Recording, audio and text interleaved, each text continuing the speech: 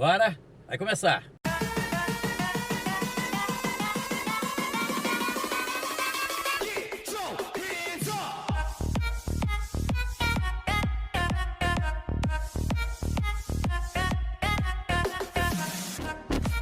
Seguindo com o nosso programa aqui na Mania FM, GDS, Web Rádio Brasil, Rede Brasil de televisão. Bom dia pra você. O assunto hoje aqui é cultura, é produção cultural. Nós vamos falar com a Amanda Malta, é a nossa entrevistada de hoje aqui no nosso programa. No oferecimento de Cofrio, sabor a toda prova, que tem a melhor linguiça para o seu churrasco, temperada, suculenta, gostosa, é a melhor do Brasil. De Hospital Evangélico de Cachoeira, que trabalha sempre pela valorização da vida. 3526-6166. Café Sossego é puro das montanhas do Espírito Santo, selecionado à mão, é arábica e não tem conservantes. Café Sossego com a gente aqui no programa. Amanda, que felicidade, que alegria receber você aqui, amiga. Tudo bem? Tudo bem, prazer é meu. Tá? Eu queria agradecer pelo espaço, é muito importante a gente falar de cultura, principalmente em Cachoeira de Itapemirim. A honra, eu que agradeço por você vir aqui para conversar com a gente, para falar desse assunto tão importante, né, na vida de todo mundo. E eu queria começar a nossa entrevista. Você está no teatro há quanto tempo? Eu trabalho com teatro, eu falo que eu trabalho porque desde criança eu já levava a sério como um trabalho. Então eu tô no teatro há 25 anos. Então você entrou muito novinha lá. Eu entrei com 7 anos de idade no teatro. Mas você já entrou no teatro por conta da vocação?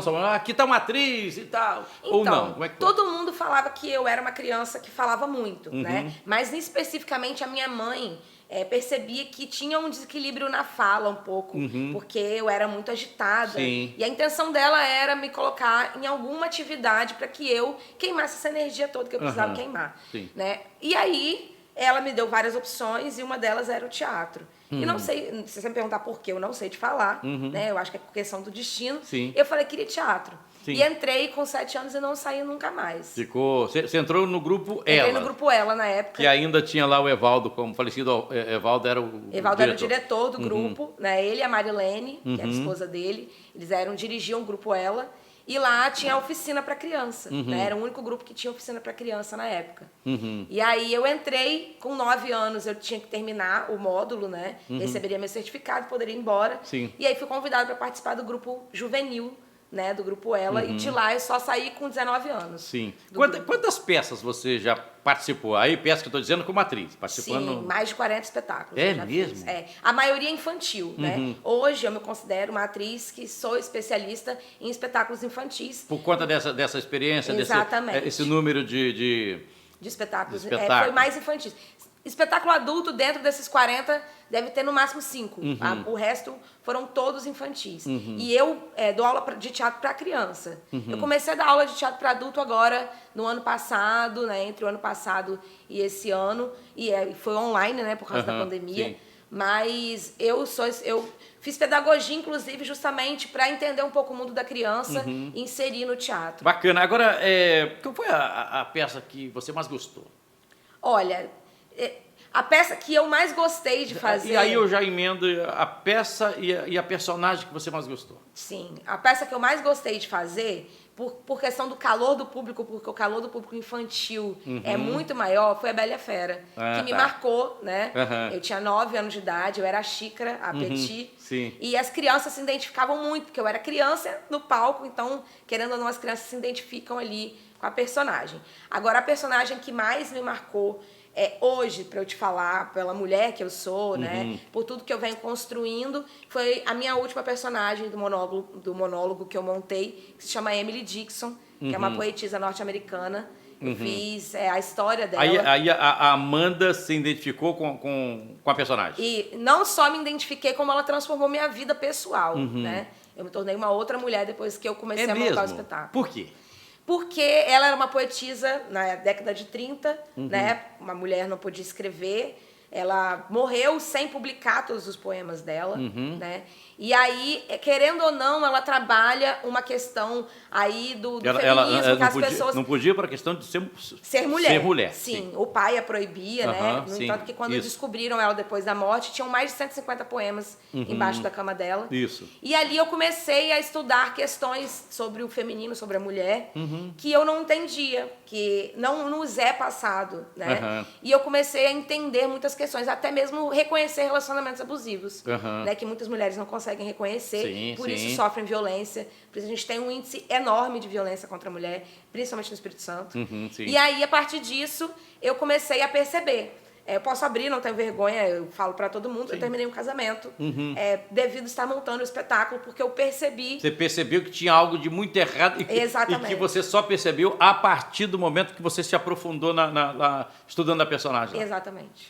Exatamente. Aí, a partir disso, eu comecei a mudar meus pensamentos, minhas atitudes, comecei a estudar mais sobre todo esse círculo, né, de estrutura da sociedade, e me tornei uma outra pessoa. Eu quero ainda melhorar muito mais, estudar muito mais. Mas esse espetáculo você levou para o palco? Levei para o palco. Como é que foi a relação com o público?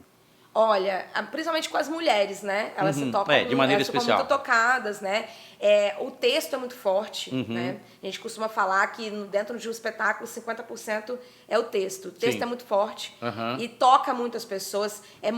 Tem uma ligação muito grande com o poema, que também é uma literatura que toca as pessoas, né? Que tem sensibilidade. Então foi muito... Eu me senti bem perto do público, sabe? O público também trouxe suas expectativas. Eu viajei com esse espetáculo para Curitiba, 2 vezes para o Festival de Curitiba, com montagens diferentes. Primeiro foi na rua, eu levei esse espetáculo para a rua. Depois eu fui para dentro do teatro, né, para o palco italiano.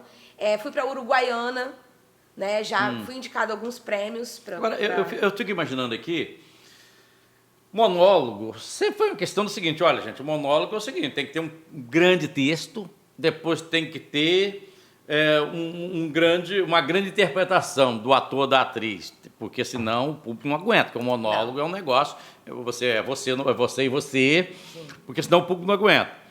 Nos dias de hoje, eu estou aqui imaginando que fazer um monólogo deve ser muito mais difícil, porque nós estamos na era da informática, na era da velocidade que as pessoas, né, recebem um texto, recebem um videozinho de 1 minuto no celular, a pessoa não consegue ver 1 minuto, acelera ou para. Eu imagino que não deve ter sido difícil e deve ter sido um desafio grande para você. A primeira coisa que a gente teve como proposta é ter um tempo mais curto de espetáculo. Porque é justamente isso, as pessoas querem mais agilidade. Não é isso? O que foi esse tempo mais curto? Então, a gente começou com uma performance que era de 10 minutos. Entendi. Depois foi para 20, a gente foi amadurecendo o trabalho. Foi vendo que dava para empurrar um pouquinho mais. Exato. E depois de 20 foi para 30, até que chegou em 40 minutos. A gente fez o espetáculo com 40 minutos. E, além disso, é um espetáculo que o texto prende muito, né? Tem uma dinâmica muito legal. A montagem também tinha uma dinâmica bem legal que prendia a atenção do espectador.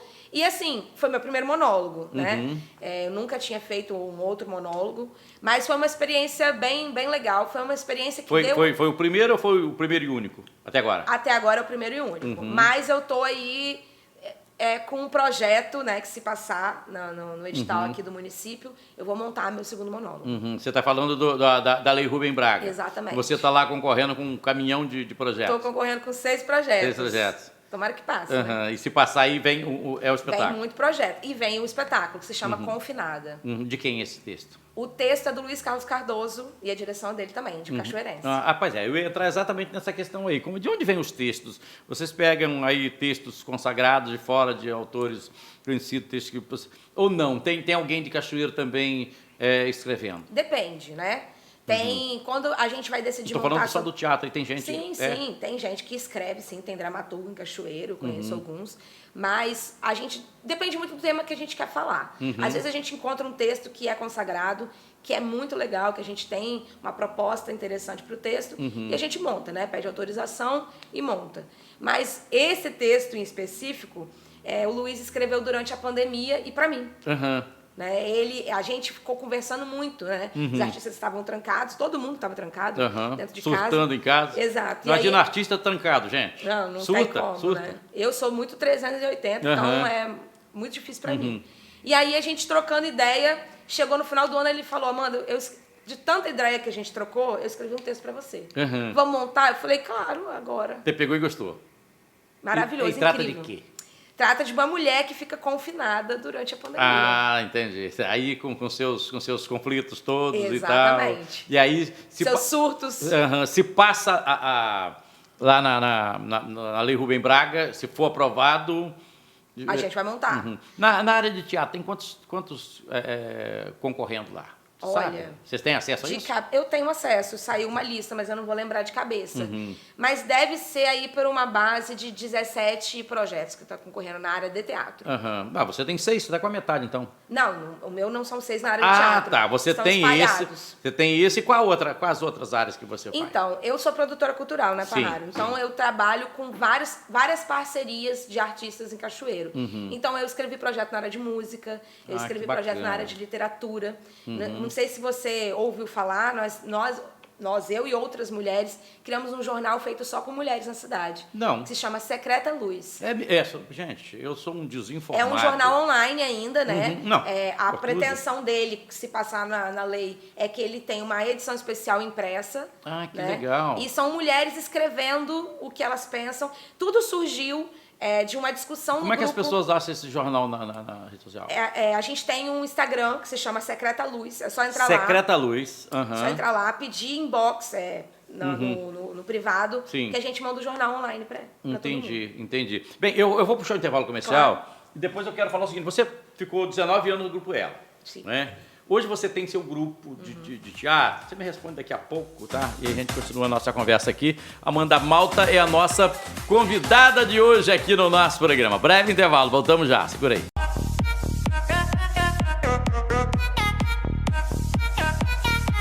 Seguindo com o nosso programa, nessa manhã especial aqui na Mania FM, GDS Web Rádio Brasil, à noite aqui na Rede Brasil de televisão. Hoje a nossa entrevistada, a nossa convidada, Amanda Malta, produtora cultural, atriz, está aqui conversando com a gente, falando dos seus trabalhos.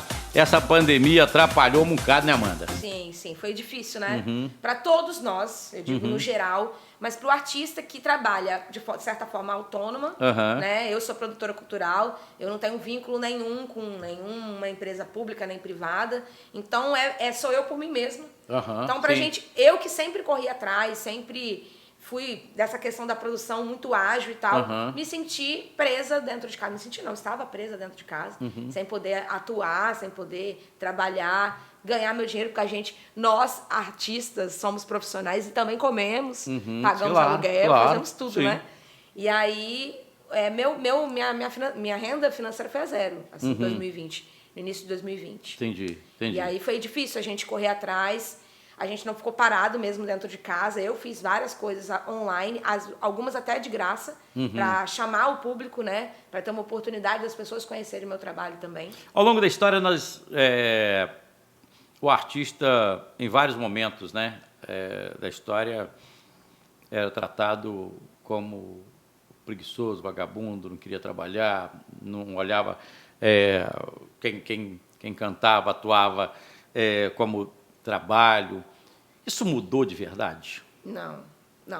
Eu acho que assim, algumas pessoas já conseguem compreender que o artista, ele é um profissional, ele está aqui para trabalhar, né? E não é preguiçoso. Compreende que a cultura é importante na vida da sociedade. Na pandemia isso foi muito mostrado, né? Porque você estava dentro de casa preso e tinha que consumir arte. Isso. Cinema, né? Isso. A Netflix está aí com inúmeras séries e seriados que são atores, artistas, diretores, produtores, tá todo mundo ali por trás. Mas ainda existe uma gama de pessoas que quer trazer esse pensamento de que a arte não é necessária, né? E a gente já tá careca de saber, a gente precisa só normalizar isso, que a arte e a educação, para mim, tem que estar no mesmo viés, tem que estar junto, trabalhando junto, então, relacionado.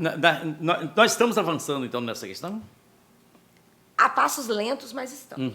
Precisamos acreditar que estamos. Essa lei Rubem Braga, a importância dela?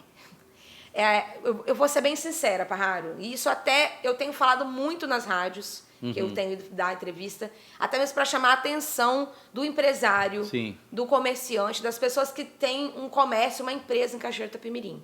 Nós, artistas, a gente precisa de dinheiro para trabalhar, né? Porque o trabalho ele não se faz sozinho. Sim, ele precisa sim. de figurino, cenário, Luz. Luz. Se for audiovisual, precisa de toda uma técnica que é caríssima por trás. Sim. Música, instrumento, e assim vai. Artista plástico, tela, material. Para se montar um grande espetáculo, precisa de investimento. Muita coisa, né? Não é só o trabalho humano do artista. E também o artista que também precisa ser remunerado para sobreviver, Claro. porque a gente trabalha. A gente não quer mais trabalhar com a arte como um lazer. A gente quer trabalhar com a arte como uma profissão, como ela é. Sim. E hoje sempre foi muito difícil a gente formar parcerias com as empresas privadas. A empresa privada não olha pra gente como um ponto de um trampolim para ela mostrar a marca dela. Como um ponto de investimento para ela. Exatamente, Não olha como investimento. Exatamente. Olha como ajuda. E a arte, ela gira Entendi. economia sim, e muito, Sim. e muito. Então a gente precisa das políticas públicas para poder trabalhar, que são os editais. Aí entra essa questão da lei do governo do Estado. Do Estado, do município, federal, foi a Lei Aldir Blanc, agora super necessária na pandemia, né? Deixou vários artistas que não passassem fome, né? Sim. Ajudou para que vários artistas não passassem Você já fome. teve algum projeto seu aprovado aí, nessas leis aí? Tem. Eu tive projeto aprovado na lei do Estado, né? Que é no Fucultura. Foi agora, eu vou até começar agora a executar ela em janeiro. Né? O dinheiro já está comigo. São vários artistas, são mais de 20 artistas envolvidos no meu projeto. São 10 performances que vão acontecer na rua. Eu fui aprovada também pela lei do Estado, que é a lei... E você aprendeu a fazer os projetos? Aprendi. Tem que aprender, Você né? mesmo faz os Não. projetos ou você tem alguém para fazer para você? Eu faço e tenho parceiros que fazem comigo. Né? Tá, O Luiz Carlos Cardoso é um grande parceiro meu, que me ajuda muito. Entendi. E também pelo tempo que eu estive... Eu estou te fazendo essa pergunta, mas Fala. desculpa até te Não? interromper. Porque isso é tão importante, Sim. porque às vezes o artista, ele é um baita de um cantor, um baita de um ator, E um não sabe baita de um escrever. produtor, mas ele não sabe fazer um projeto, porque você precisa colocar no papel, e não é fácil isso, Sim, não é simples, Não. fazer projeto não é simples, para que seja aprovado lá no governo do Estado, que seja aprovado ali na Lei Rubem Braga aqui em Cachoeiro. Por isso que eu estou te fazendo essa pergunta. Claro. Quem é que faz? Você mesmo faz? Alguém faz? Cachoeiro tem quem faz? Olha, tem sim, existem produtores que focam só em escrever projeto para as pessoas. E também existem parcerias, você pode Sim. montar parcerias com outras pessoas. Agora, a dica que eu dou para o artista que ainda não consegue trabalhar com essa parte burocrática é ir estudar sobre isso. Ó, a Secretaria de Cultura dá vários workshops falando sobre como escrever o projeto. Existem artistas que montam um projeto para ajudar a outros artistas a aprenderem a montar projeto.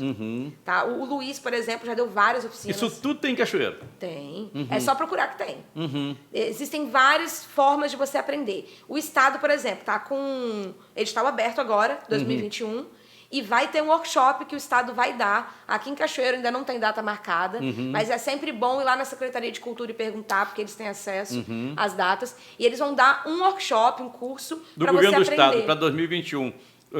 Tem que escrever esse ano ou ano que vem? Tem que escrever agora. Vai estar aberto já e vai até o dia 11 de janeiro. Entendi. Aí escreveu e espera o resultado depois. Fechou o dia 11, não tem mais como escrever, e agora é esperar o resultado dos avaliadores. Entendi. Então, Cachoeiro tem gente fazendo isso. Tem. Fala do seu grupo de teatro. Você aí criou seu grupo. Hoje você tem seu grupo de teatro. Você faz parceria com vários grupos, mas você tem o seu. Sim, tem o Coletivo Surto Cênico, né? Ele nasceu no meio Gostei da pandemia. desse nome.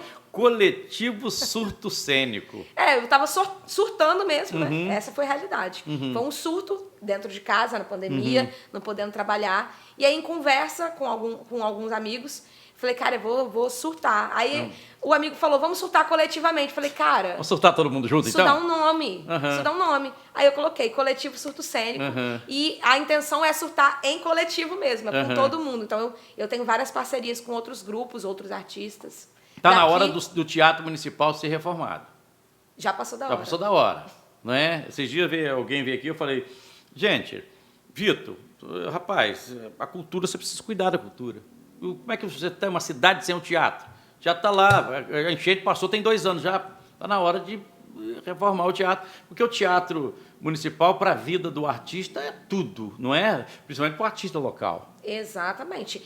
Principalmente é um espaço onde a gente se apresenta, mas também é um lugar que dá bilheteria para o artista. Não é isso? Para o artista não precisar justamente de estar sempre na porta ali da empresa privada.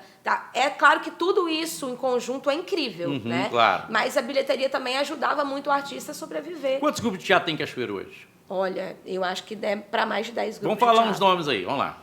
Coletivo Anônimos, Surto Cênico. Cianós de Teatro, Coletivo Surto Cênico, Personalidades. Tem um que é Cia em Cena, se eu não me engano o nome. Tem mais. Grupo Ela de Teatro, acho que É o mais antigo, né? ainda existe. É o mais antigo, né? Não sei se o De Palco ainda tá fazendo alguma que é do Nelson, né? Não sei se eles ainda fazem algum tipo de trabalho. É o pessoal mais da antiga também. São né? mais antigos. São os tiozinhos lá do teatro. São os tiozinhos. Tiozinho da janela. O Nelson, aquela turma lá, são família do André, não é isso? Sim, Nelson, André Matias, aquela turma lá, são os tiozinhos do gente, teatro. eu devo estar esquecendo bastante gente, mas né? é que eu me lembro. Tem a Azteca, que é a Associação de Teatro, né, em Cachoeiro, que não é um grupo, mas é uma associação que engloba alguns. Tem o laboratório Epicentro, que é do Luan Tófano, né? Tem uma turma jovem aí fazendo teatro? Tem muita gente jovem fazendo teatro. Tem muita gente jovem aprendendo teatro, né? Eu sou oficineira do Não, pois é de isso que teatro. eu queria chegar nisso. Você é oficineiro, você dá curso. Sim. E aí, como é que é a procura? Muito grande. E maioria é mulheres, você acredita? Muitas mulheres querem fazer aula de teatro. E mulheres né, com 50, 30. É mesmo? E tem criança também, né? Que eu dou aula de 5 anos para cima, eu já estou dando aula de teatro. E você que, depois principalmente depois do seu monólogo lá, você está assim, entendendo a mulher cada vez mais, né? Você está se aprofundando aí na alma da mulher, buscando a alma da mulher. Por que isso que a mulher está procurando mais fazer teatro? Olha, eu não sei se você sabe, a mulher demorou muito para poder subir no palco, né? Foi em 1800, por aí, final de 1800, que a mulher pôde subir no palco pela primeira vez. Porque até esse momento só os homens representavam, e quando eram personagens femininos, o homem usava máscara feminina e fazia mulher. Então, eu acho que vem vem reverberando isso, sabe? Da mulher seria um grito isso. Eu acho, a liberdade de estar no palco, ser livre, falar, interpretar outras vidas, outras histórias, né? E também o teatro, ele também serve... até falar no palco aquilo que precisa ser falado. Claro, e também serve como um ponto de cura também, né? Existem muitas pessoas que procuram o teatro para... estresse, por exemplo, né, no dia a dia, para aperfeiçoar a fala no seu trabalho. Tem muita gente que trabalha com comunicação que precisa aperfeiçoar e procura o teatro para isso. E aí tem técnica para tudo isso. A importância do teatro na vida do cidadão que não quer ser ator, que não quer ser atriz. Justamente isso. Quando você trabalha, primeiro, né, a conscientização social, o teatro também trabalha isso, né, você se tornar um ser humano mais consciente do que acontece em volta da sociedade. O teatro, não só o teatro, todas as artes é importante para isso. Para também essa questão do equilíbrio emocional também é muito importante. Existem técnicas, jogos teatrais que te ajudam nisso. Melhorar a comunicação com as pessoas ao seu redor. Nem sempre a pessoa quer melhorar a comunicação quando ela trabalha com jornalismo ou outras coisas. Às vezes, no dia a dia mesmo. Né? Tem alunos que precisam apresentar trabalho, vão entrar na faculdade, vão precisar ter uma maior... Falar em público é uma coisa difícil para muita gente. Para muita gente. Né? Muita gente tem muita dificuldade de falar em público, né? O que seria da Amanda se ela não fizesse teatro? Nada. Olha, eu acho que eu nem estaria aqui. Aqui realmente eu não estaria. Mas eu acho que eu seria um ser humano bem menos consciente. Eu falo que eu tenho um privilégio enorme de ter conhecido a arte muito cedo. Porque ela me fez um ser humano melhor. Quando eu faço essa pergunta, é exatamente isso. O que o teatro representa na sua vida como mulher, como pessoa? Primeiro, representa uma forma que eu possa expressar tudo que eu penso, tudo que eu quero falar e que às vezes eu não posso falar no dia a dia. E eu falo através da arte. Né? Coisas que me incomodam, coisas que me deixam feliz. É ali que eu posso trazer. Representa também uma fuga... que a gente vive momentos muito difíceis, né? Claro. Principalmente no nosso país. Então, é uma fuga de ter momentos bons dentro do que eu crio, né? E representa também a modificação social, porque eu trabalho com criança, eu trabalho com jovens, eu trabalho com adultos, que eu posso dar um pouco do que eu penso para eles e transformar um pouco a nossa micropolítica, né? O que acontece ao nosso redor. Sim. Meu amor, quero agradecer muito a sua vinda aqui. Que alegria, que bom ter passado esse tempo conversando com você, aprendendo com você. Bom demais receber você aqui, tá, amiga? Obrigado. Prazer foi meu, eu que agradeço. E tragam sempre pessoas da cultura. É muito importante a gente falar sobre as pessoas que estão aqui hoje atuando. Sim. A gente tem sempre aquele saudosismo, né? Sim. Das grandes personalidades, mas os artistas de hoje vão ser os artistas aí no futuro que vão ser do passado. Um monte de gente produzindo coisa boa aí, produzindo conteúdo maravilhoso agora. Exatamente. Obrigado, Amanda. Obrigado, tá? Nós vamos a um breve intervalo. Voltamos já. Segura aí.